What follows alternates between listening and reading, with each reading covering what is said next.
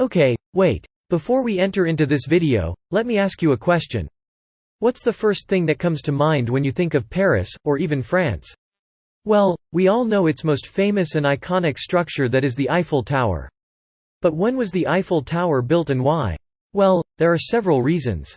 And that is what we are gonna find in this video. First up, the 1889 World's Fair in Paris.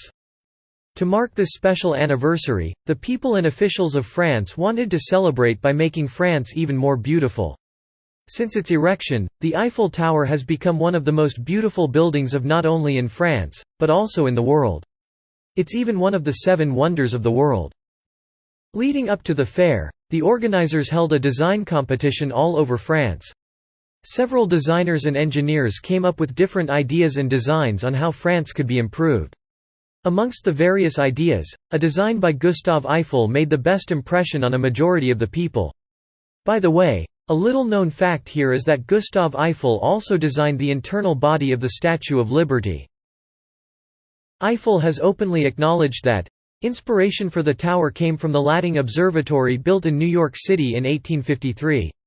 In May 1884, Koechlin made a sketch of their idea, which he described as being a great pylon, consisting of 4 lattice girders standing apart at the base and coming together at the top, joined together by metal trusses at regular intervals. Enthusiastic by the final draft, Eiffels bought the rights to the patent on the design which Koechlin, Nouguier, and Sauvestre had taken out.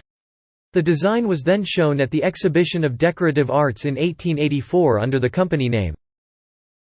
Lasting just over 2 years, construction of the Eiffel Tower began on 26 January, 1887, and was completed on 31 March, 1889.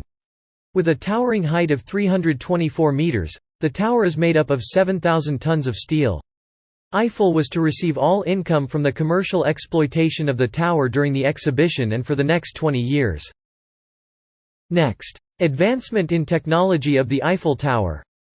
Due to the great height of the Eiffel Tower, it was the perfect platform from which to conduct experiments involving temperature, pressure, and radiotelegraphy. Thus making it the obvious choice to support.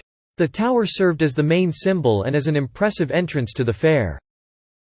During the first 20 years after its construction, Eiffel received all income from the commercial exploitation of the tower during the exhibition.